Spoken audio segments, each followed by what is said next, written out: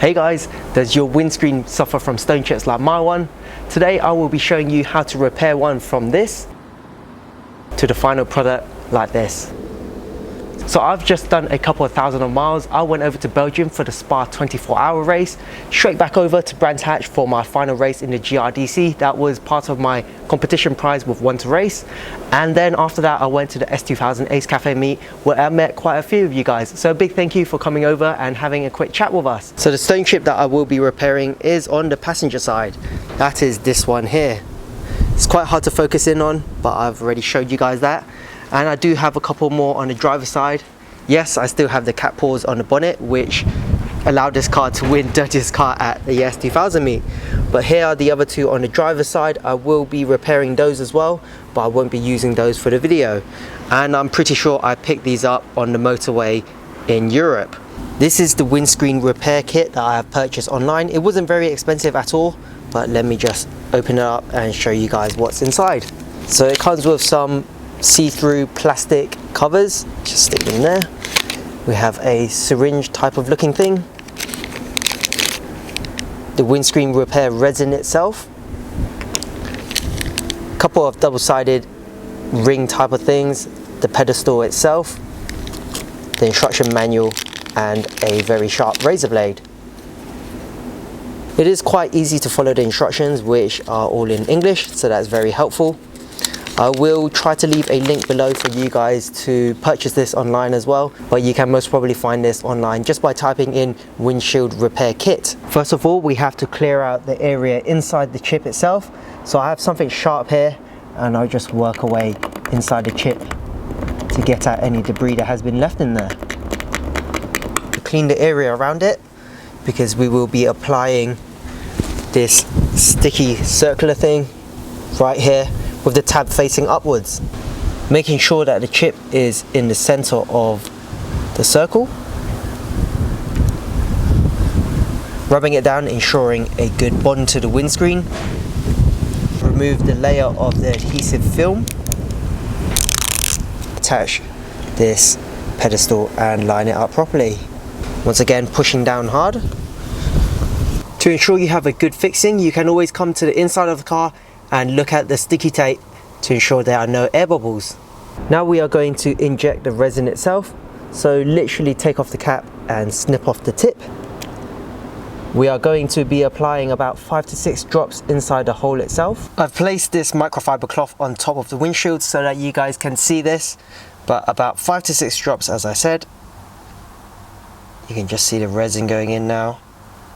Once that is done, remove the bottle itself and keep this because we will be using this later for step 11 according to the instructions. Now we will be using the injector or syringe looking type of thing, and if you look closely there is a lower notch and a higher notch.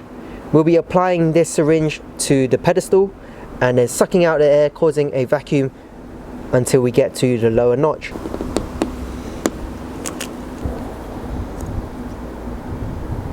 Already you guys can see that the vacuum is sucking up the resin itself, and we have locked it to the lower notch up here.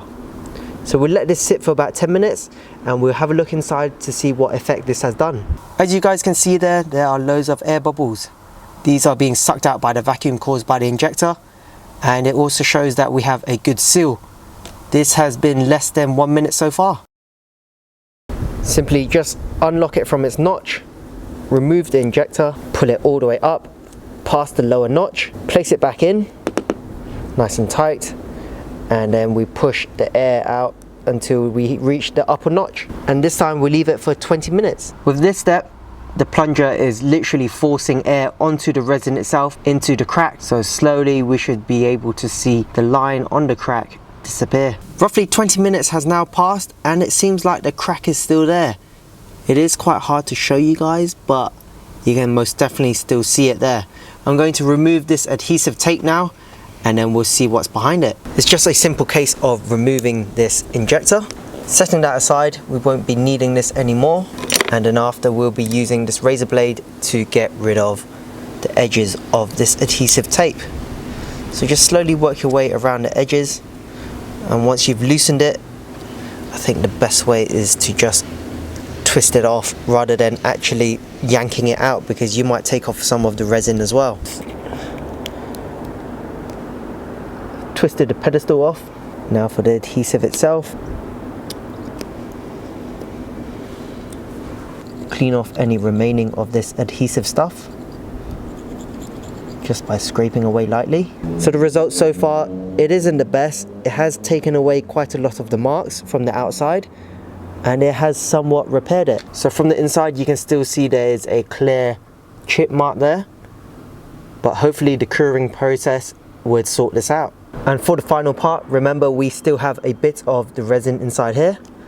Well, we are going to apply a couple of drops onto the chip itself.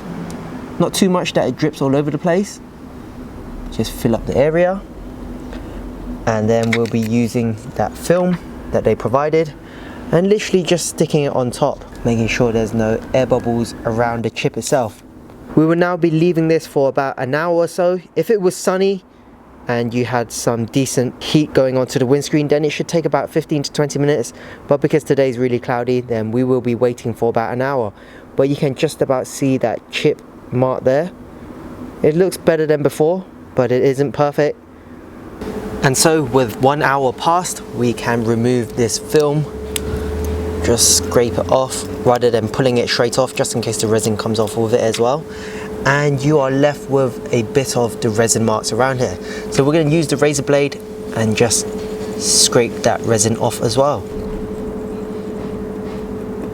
After using the windshield repair kit, we can still see a line there, but if I run my fingers along it, you can't feel a thing at all.